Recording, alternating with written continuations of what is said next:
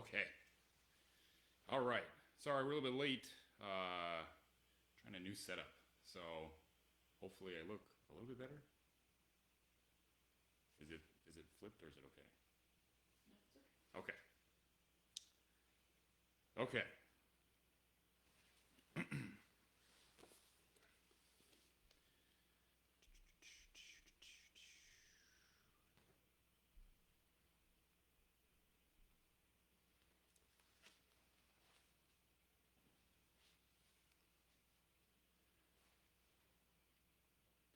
Okay, we'll begin with opening meditation.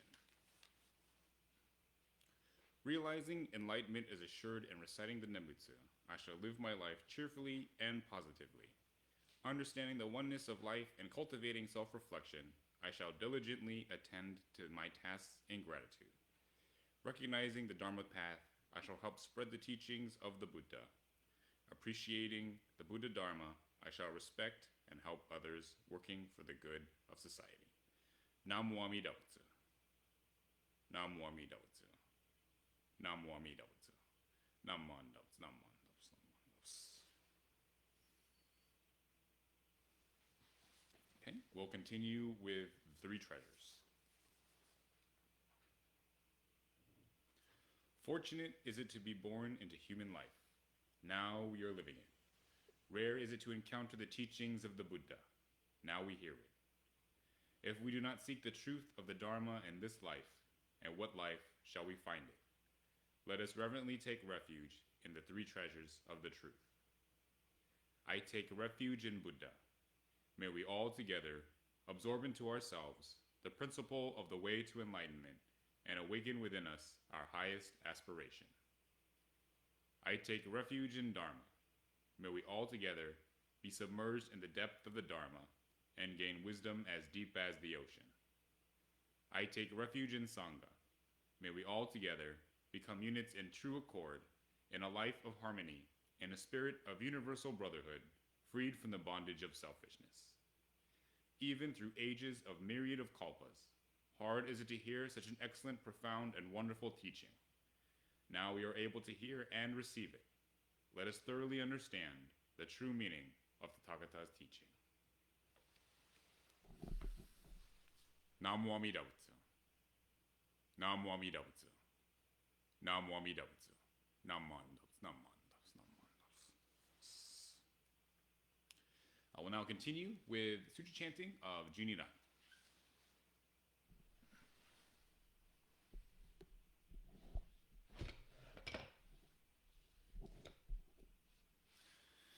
Namo Amida Butsu. Namo Amida Butsu. Namo Amida Butsu.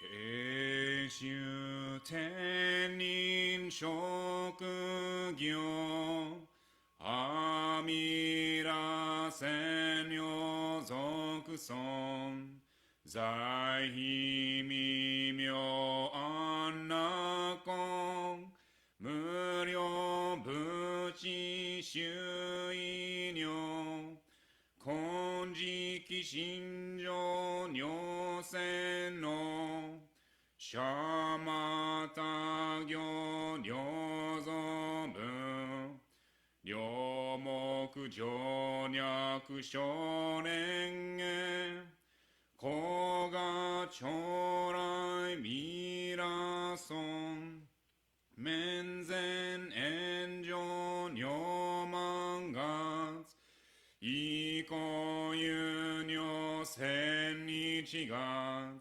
Shonyo Tenku Kushira Koga Chorai Mirason Kannon Chorai Kanchuju Shuju Myoso Hoshogon Nobuku Gero Makeman Koga Chorai Mirason Mubimuku Koshojo Shutoku Kyoketsu Nyokoku Shosani Akutoku Jizai 古賀将来未来尊実法名門菩薩衆無料小魔上三段一生修上願力自古賀将来未来尊根体保険地上権前言少女如来座大い座上両線の古賀将来未来尊実法将来勝負し権限人図死安楽戦後尊厳上苦行古賀将来未来尊小無常無我と薬尿水月伝尿の一種説法無明人古賀将来未来尊非尊部説無悪名薬無女人悪道不主任死神教非尊古賀将来未来尊非尊無料勉強無少種悪知識往生不退死菩提古賀将来未来尊画説非尊苦六時修善無縁了解水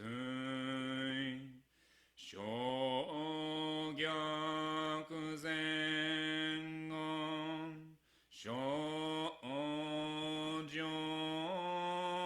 者衛生修上小意根ナマダメナマダメナマダメナマダメナマダメナマダメがんにしくどく平等正祭道本も大心往生安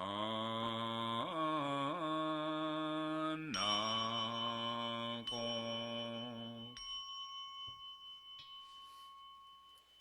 Namandos, namandos, namandos, namandos, namandos, namandos, namandos, namandos, namandos.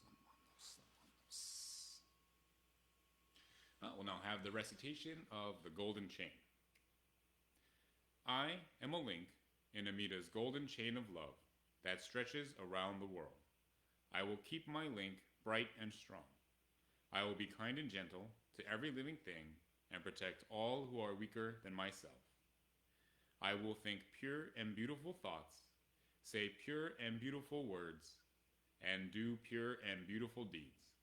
May every link in Amita's golden chain of love be bright and strong, and may we all attain perfect peace. Namo Amida Butsu. Namo Amida Butsu. Namo Amida Butsu. Namo.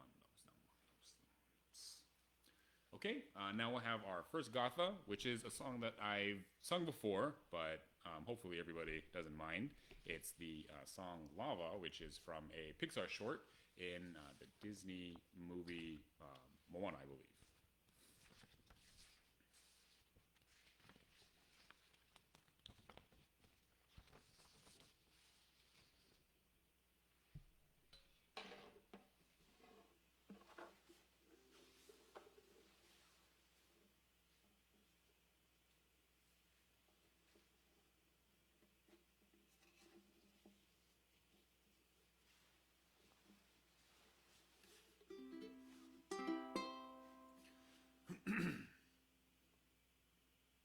A long, long time ago, there was a volcano living all alone in the middle of the sea.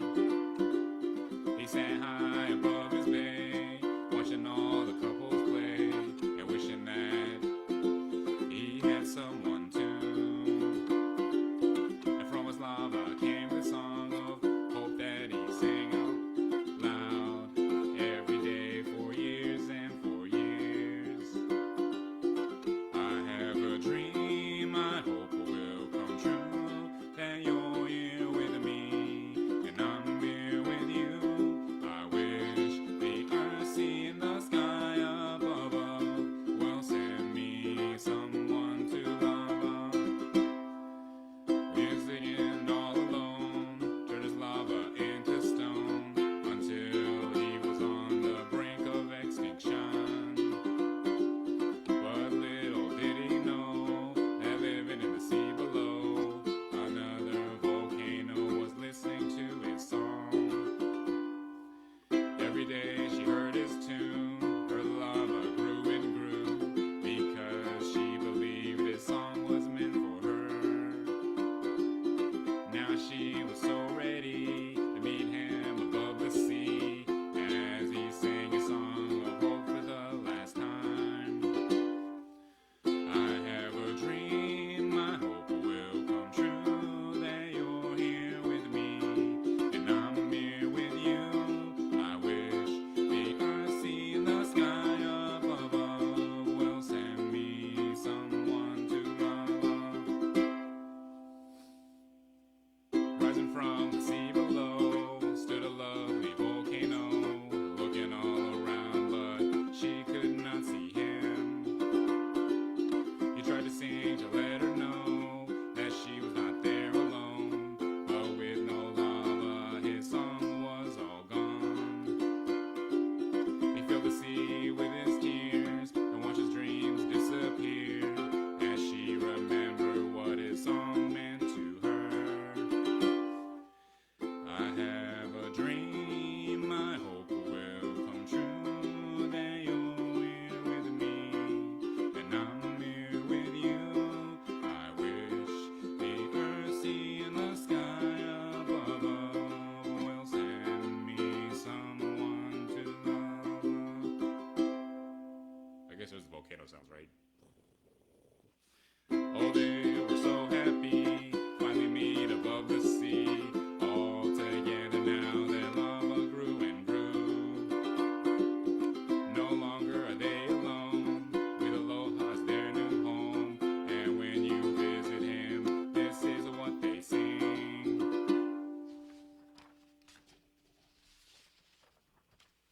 I have a dream, I hope it will come true, that you'll grow old with me, and I'll grow old with you. We thank the earth, sea, and the sky, we thank too.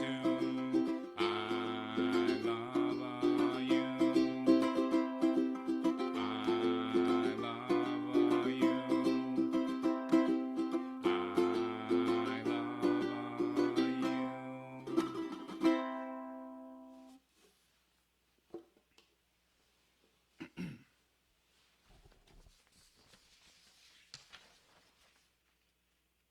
Okay, so now for my Dharma talk. And I picked that talk because I wanted to talk about dinosaurs.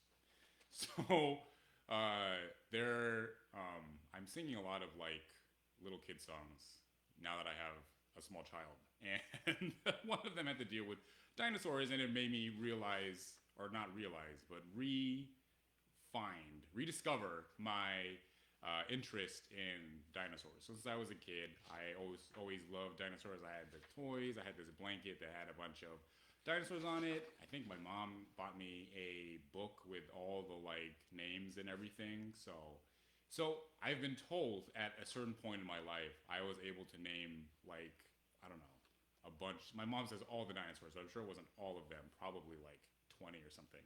But anyway, I was able to name all of them, and to a certain extent, I understood what they were named, but I was looking again and thinking about, well, I wonder why they're named a certain way and the process that it goes through. So after looking into it, actually, there isn't a formal process. They can be named by many different ways, and it's reviewed by a board that decides whether or not it's a good name or not. So it's not like anyone can just declare that a dinosaur is named anything. It is reviewed, but there's no rules as to what they or how they're named.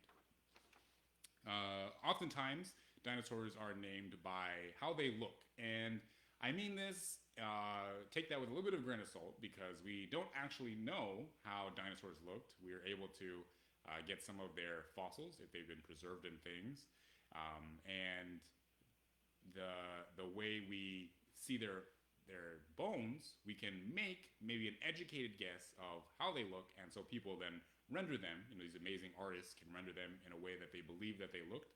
We never know for sure, but looking at the bones, again, we have this kind of idea, and then from that we can name them. So a classic one, I think perhaps many people know, is Triceratops. And this comes from the three horns that are coming from the head of the dinosaur. So Triceratops literally means three-horned head. This one is Iguanadon, and it has teeth like an iguana.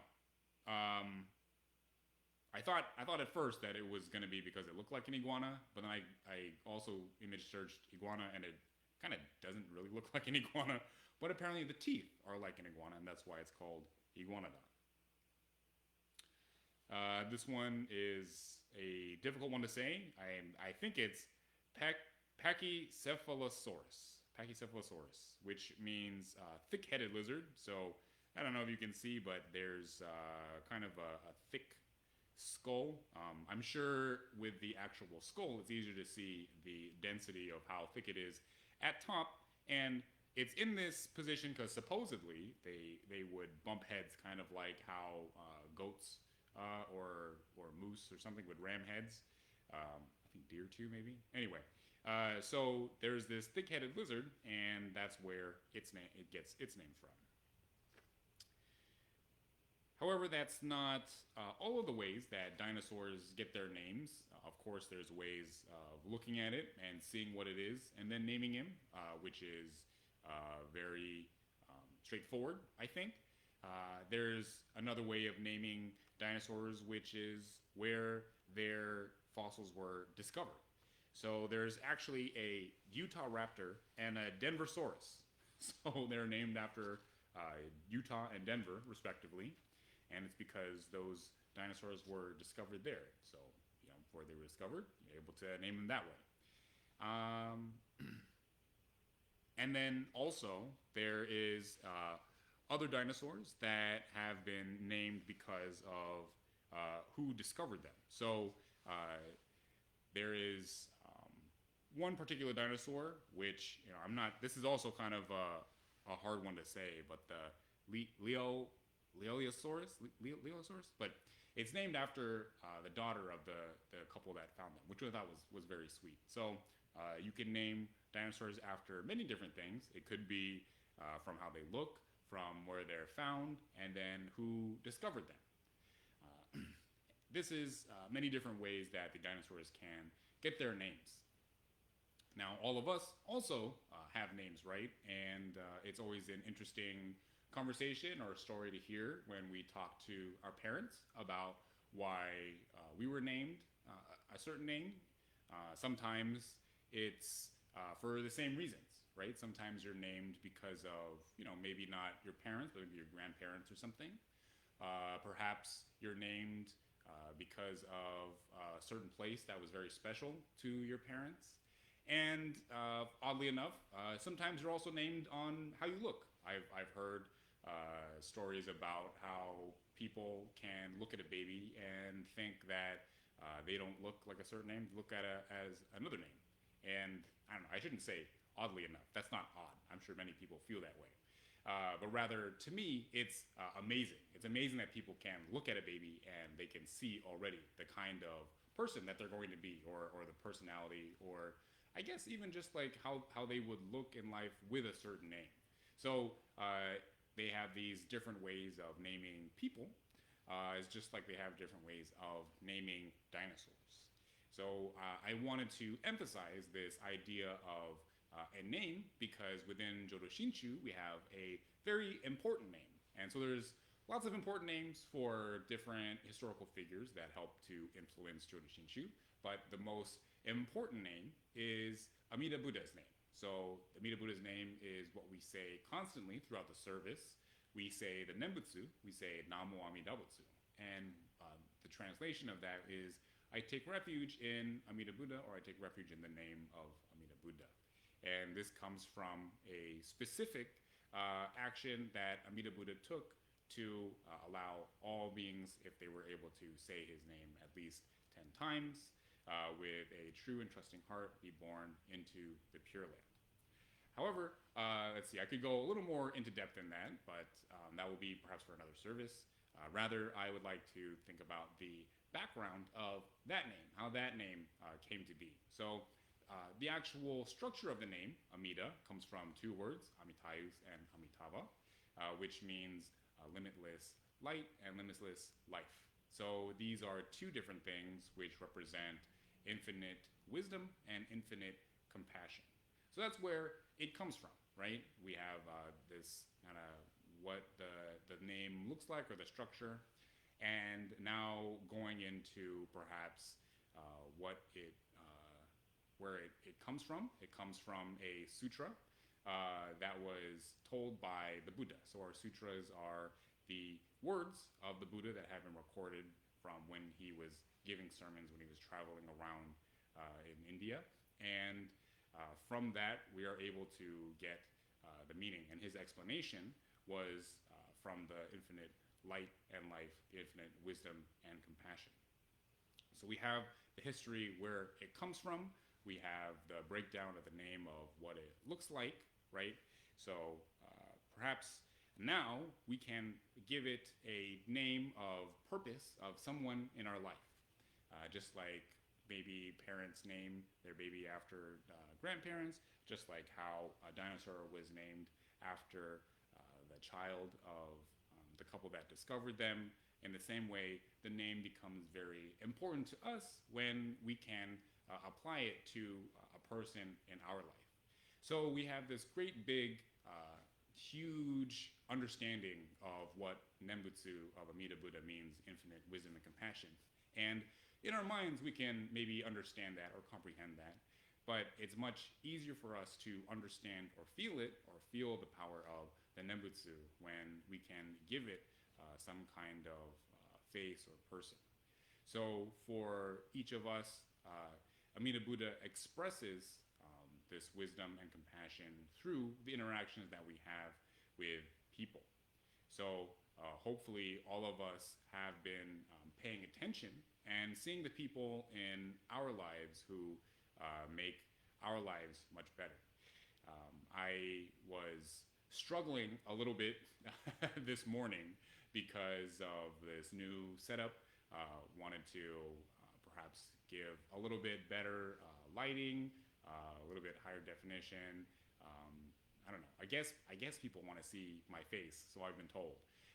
But I wouldn't have been able to do it without my wife, Michelle. And so she works very hard to help me to do the best that I can do in different aspects of my life. One of them, of course, is in my work as being a minister. And so for me, Amida Buddha, one of Amida Buddha's faces is the face of my wife, that I take refuge in her, that I rely on her infinite wisdom and compassion, because it takes infinite wisdom and compassion to live with me. But I refer to Amida Buddha and I see her. So there's just one expression of Amida Buddha. All of us have it in many different ways, many different people in our lives. But I think that the Nembutsu becomes a little more real for us when we can understand it, not as this big grandiose thing, but when we feel the expression of that wisdom and compassion coming into our lives and helping us. So I hope as we continue to live a life of Nembutsu, if we continue to say the Nembutsu, if we continue to feel the Nembutsu, we recognize the expression of it in the faces, in the actions, in the care and love of our loved ones. And after feeling that, respond in great gratitude, not just with saying the Nembutsu, but expressing our actions to show them how much we care back for them. If you please join me in Gassho. Namo Amida Butsu. Namo Amida Butsu. Namo Amida Butsu.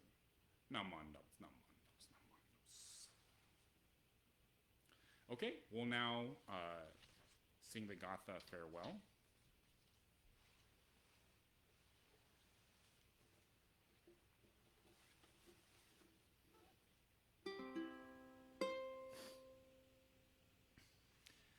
Dharma school is over for another day. Let us gather around the shrine, bow our heads and say, thank you, teacher, for your help. Thank you, everyone. Buddha's love will keep us safe till our work is done. So we'll meet again next week. Won't you take good care? Let us try to do what's right, always kind and fair.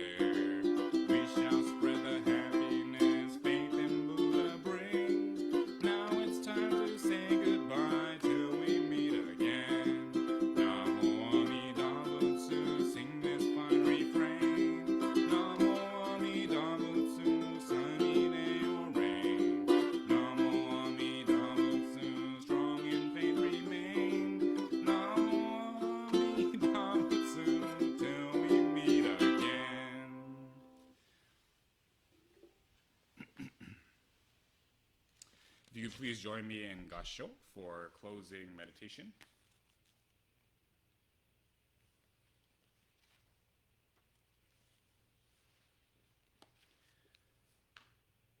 A family is a place where mind lives with other minds.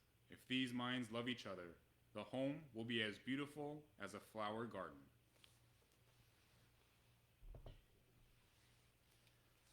Namo Amida Butsu.